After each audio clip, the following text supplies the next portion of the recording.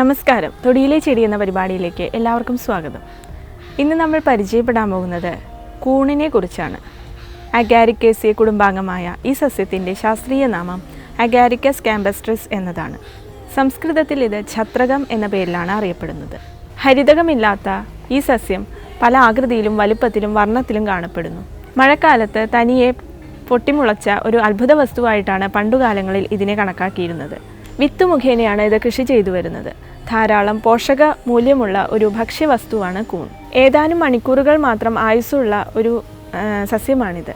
ഇത് കുട പോലെയും ഗദ പോലെയും വിവിധ ആകൃതിയിൽ ഇത് കാണപ്പെടുന്നു.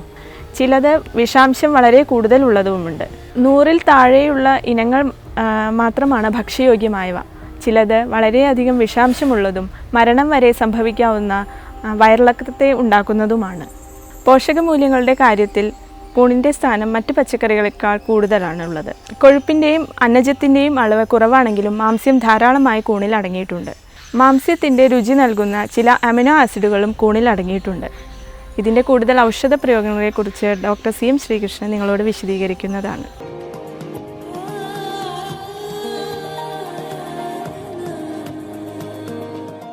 കൂണ് ഇപ്പോൾ അടുത്ത കാലത്ത് ഇവിടെയൊക്കെ ഈ മഷ്റൂം കറികൾ ധാരാളം കഴിക്കുന്ന ആൾക്കാർ. പക്ഷേ ഈ കൂണ് നല്ല പ്രോട്ടീൻ റിച്ച് ഫുഡാണ്, അതിൽ ഫാറ്റും ഉണ്ട്. അപ്പോൾ ഹൈലി ന്യൂട്രീഷ്യസാണ്. കൂണ് കഴിക്കുമ്പോൾ വളരെ കുറച്ചായിട്ടേ കഴിക്കാൻ പാടും.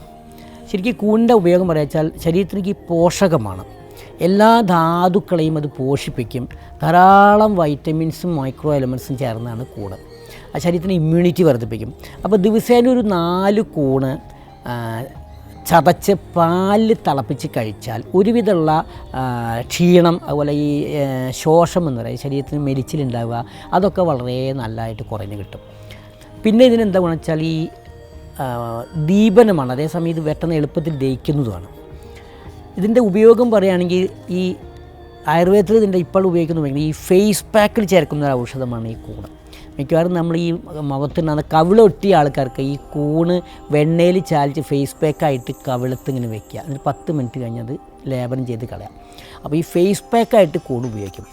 പിന്നെ ഈ ഡ്രൈ സ്കിന്ന്, കുട്ടികൾക്കുണ്ടാകുന്ന ഡ്രൈ സ്കിന്ന് ഈ കൂണ് അരച്ചിങ്ങനെ തേച്ച് കഴിഞ്ഞാൽ ഈ ഡ്രൈ സ്കിന്നിന് വളരെ കുറവ് കിട്ടും. അല്ല, ഈ വയസ്സായ ആൾക്കാർക്കും ഈ കാലിൻ്റെ അടിയിൽ വിണ്ട് കയറുന്നൊരു അസുഖമുണ്ട്. അതുപോലെ ഈ വിള്ളൽ, കാല് വിള്ളൽ, കൈ വിള്ളൽ, ഈ വക കണ്ടീഷനിൽ ഈ കൂണ് വെണ്ണയിൽ അരച്ച് ലേപനമാക്കി പരട്ടിക്കഴിഞ്ഞാൽ വിണ്ട് കയറുന്നതിന് വളരെ ആശ്വാസം ഉണ്ടാകും. പക്ഷേ ഈ കൂണ് ഉപയോഗിക്കുമ്പോൾ വളരെയധികം ശ്രദ്ധിക്കണം. കാരണം ഇതിൽ ടോക്സിക് കൂണുകളുണ്ട്.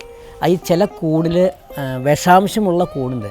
അതുപോലെ ഈ അകാലത്തിലുണ്ടാകുന്ന കൂണുണ്ടാകുന്ന കാലത്തിൽ മാത്രം ഉണ്ടാകുന്ന കൂണെടുത്തിട്ട് വേണം ഈ ഉപയോഗമാക്കാം.